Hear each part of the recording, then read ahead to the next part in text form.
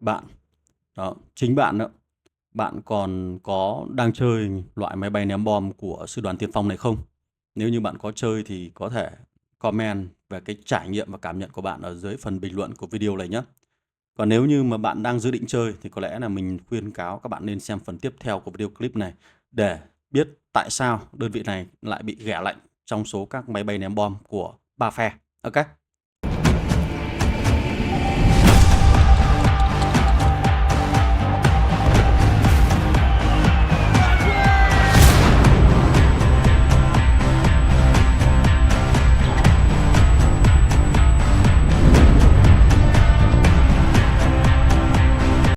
Rồi, trước tiên thì chúng ta sẽ cùng xem qua một số cái hiệu ứng hoạt động của hai loại máy bay ném bom là của Sư đoàn Tiên phong và Đảng Trật tự để xem tại sao các game thủ người ta lại chọn các loại máy bay ném bom của Đảng Trật tự nhiều hơn là của Sư đoàn Tiên phong. Ok. Rồi trước tiên thì mình sẽ sử dụng các đơn vị máy bay ném bom ở level 1 cấp độ 6.1 để minh họa cho chúng ta về cái cơ chế ném bom của hai loại máy bay ném bom này. Thì kể cả hai máy bay ném bom này đều có cơ chế đuổi bắt theo mục tiêu chứ không ném cố định một tọa độ trên bản đồ giống như Liên minh tự do. Tuy nhiên, cái phần ném bom của nó lại hơi khác một chút. Đối với máy bay ném bom của Sư đoàn Tiên phong thì nó là dạng bom chùm và phần nổ của nó sẽ ảnh hưởng tới tất cả các đơn vị, tất cả các unit của một cái đơn vị trên bản đồ. Như vừa rồi anh em đang được nhìn thấy là khi một quả bom của Liên minh của Sư đoàn Tiên phong nó rơi xuống thì tất cả 4-5 cái đơn vị này đều bị ảnh hưởng, đều bị dính sát thương. Ok. Rồi phần tiếp theo thì mình sẽ minh họa cho chúng ta về cái cơ chế ném bom của máy bay ném bom của Sư đoàn Tiên phong để chúng ta sẽ nhìn thấy cái sự khác nhau rất rõ rệt ở chỗ này. Rồi, bây giờ sẽ là đến phiên của Sư đoàn Tiên phong, của Liên minh của Đảng Trật tự.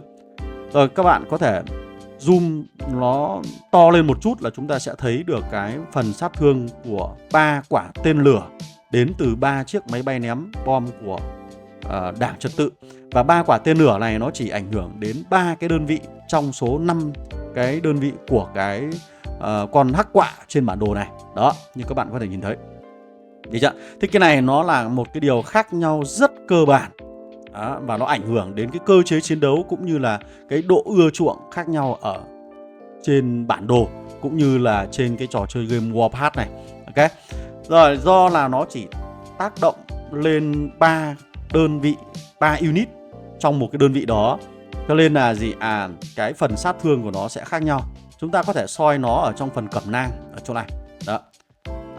Quên, chúng ta sẽ xem một chút ở trong cái phần thuộc tính của hai cái đơn vị là máy bay ném bom. Trước tiên là chúng ta sẽ xem máy bay ném bom của Đảng Trật tự trước. Nó có khả năng gây ra thêm 200% cho những đơn vị có thuộc tính là giáp. Những đơn vị giáp thì những đơn vị giáp này bao gồm là xe tăng, xe tăng này, trực thăng này. Đó, tất cả những đơn vị xe tăng trực thăng và bao gồm cả dàn phóng tên lửa cũng là thuộc cái đơn vị có kiểu là giáp này. Đó. Và đối với máy bay ném bom của Sư đoàn Tiên phong thì nó lại có hệ số gây ra cho sát thương đơn vị giáp là 125% thôi. Nó ít hơn rất nhiều so với những cái máy bay ném bom của Đảng Trật tự. Thế nên là khi mà chúng ta ném bom, ở đây mình có thể demo cho các bạn xem một cái trường hợp ném bom vào đơn vị bộ binh này đi. Do đơn vị bộ binh là một cái đơn vị dạng người, cho nên là máy bay ném bom của Sư đoàn Tiên phong có thể gây ra lực lượng sát thương rất là cao. Đồng thời là tất cả các con lính, con người đứng ở trong cái đơn vị bộ binh này đều bị ảnh hưởng bởi cái quả bom của Sư đoàn Tiên phong. Nhìn thì có vẻ như là nó gây ra được rất nhiều lượng sát thương, nhưng cái sát thương của máy bay ném bom của Sư đoàn Tiên phong nó là dạng chùm và nó sẽ tiêu tốn dần dần, chứ nó không gây ra sát thương trực tiếp cho từng đơn vị giống như là của Đảng Trật tự. Ok, như các bạn có thể nhìn thấy đây là mặc dù có rất nhiều đơn vị người trong này nhưng mà nó chỉ target tập trung vào 3 cái thằng người là chính thôi. Được chưa? Đó, thì cái này là cái mà gây lên cái sự khác biệt rất lớn và nó khiến cho đơn vị máy bay ném bom của Sư đoàn Tiên phong nó bị ghẻ lạnh trong cái trò chơi game này.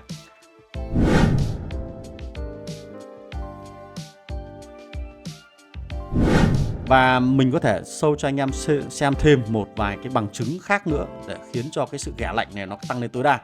Trước tiên là tiếp theo là cái độ phổ biến của các đơn vị ở trên bản đồ. Thì đối với phe của Đức, chúng ta lại thấy có một cái sự trỗi dậy rất lớn của các đơn vị khác. Tức là nó tốt hơn rất nhiều so với máy bay ném bom của Đức. Ví dụ như là trực thăng của Đức chẳng hạn, nó có khả năng gây ra hỏa lực rất lớn, có sự linh động rất cao, bay vượt địa hình. Đó, và nó là một cái trong số những đơn vị mà đang là hot meta trong thời gian gần đây nhé. Cái đơn vị thứ hai là pháo chống tăng. Thì cái đơn vị này nó có khả năng là vừa bắn máy bay, đấy, vừa bắn phòng thủ ở dưới mặt đất. Nó rất là đa dụng. Đó. Ngoài hai đơn vị này ra thì chúng ta còn có rất nhiều đơn vị khác có lợi thế hơn. Ví dụ như là bộ binh, hoặc là xe tăng hạng siêu nặng, hoặc thậm chí là tiêm kích chẳng hạn.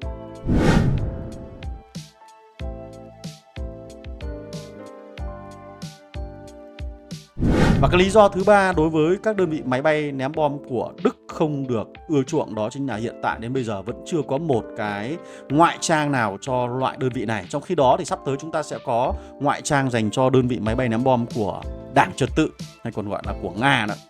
Với cái ngoại trang này mình thấy là rất là đẹp, và đây là cái điều mà có thể thu hút được lượng người chơi đầu tư thêm vào cái đơn vị này rất là nhiều. Thế thì cái ngoại trang này kiếm ở đâu? Chúng ta có thể kiếm được trong cái sự kiện là săn tìm các bóng ma ở trên bản đồ. Trong cái sự kiện Halloween sắp tới là chúng ta đều có khả năng nhận được cái ngoại trang này. Và để nhận được thì bạn chỉ cần là tiêu tốn 606 lượt cái quả tên lửa để bắn cái con bóng ma này. Đấy, thì là chúng ta sẽ nhận được thôi. Thì mình cũng chưa có thời gian để tính xem free liệu có bắn được 600 không, hay là chúng ta phải nạp thêm tiền. Ok.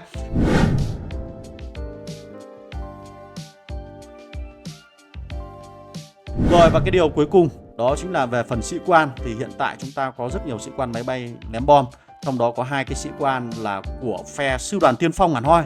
Nhưng mà 2 cái sĩ quan này có bộ kỹ năng lại thiên về dành cho máy bay ném bom của Đảng Trật tự nhiều hơn. Đặc biệt là anh chàng El Castro này là một trong số những nhân tố chính của máy bay ném bom, nhưng cái bộ kỹ năng của anh ta lại gây sát thương cho xe tăng và trực thăng là chính.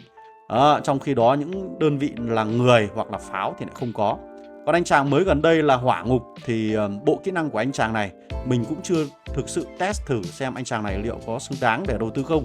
Nhưng mà mình nhìn cái bộ kỹ năng này thì lại không bằng với anh chàng là Ngôi Sao Đang Lên. Thì anh chàng Ngôi Sao Đang Lên này lại là một cái sĩ quan ném bom của Nga, và toàn bộ cái kỹ năng của anh chàng này nó rất phù hợp cho máy bay ném bom của Nga để có thể giữ chân, cầm chân và gây ra được lượng sát thương lớn nhất cùng với El Castro. Ok, thì đây là một vài trong số rất nhiều lý do để khiến cho cái đơn vị máy bay ném bom của Đức hầu như là vắng bóng ở trên chiến trường. Ok, thì đến đây thì video clip của mình xin phép được tạm dừng. Còn nếu như anh em vẫn đam mê cái máy bay ném bom của Đức thì chúng ta vẫn có thể cân nhắc để nâng cấp. Tuy nhiên là cái độ phổ biến của nó không được cao, và cái khả năng sử dụng của nó ở trên chiến trường cũng khá là thấp. Bạn có thể cân nhắc nhé. Rồi, phần cuối của video clip là những cái video clip khác ở trên channel của mình. Thì bạn có thể bấm vào đó để xem tiếp những cái video clip khác để khám phá thêm những cái nội dung mới ở trong trò chơi game Warpath. Còn cuối cùng xin bạn một like, share và subscribe cái channel của mình. Nếu như video thấy hay thì bạn có thể like cho mình. Đây là một cái điều ủng hộ rất là lớn. Rồi, còn bây giờ xin chào và hẹn gặp lại anh em ở trong các video clip lần sau. Goodbye.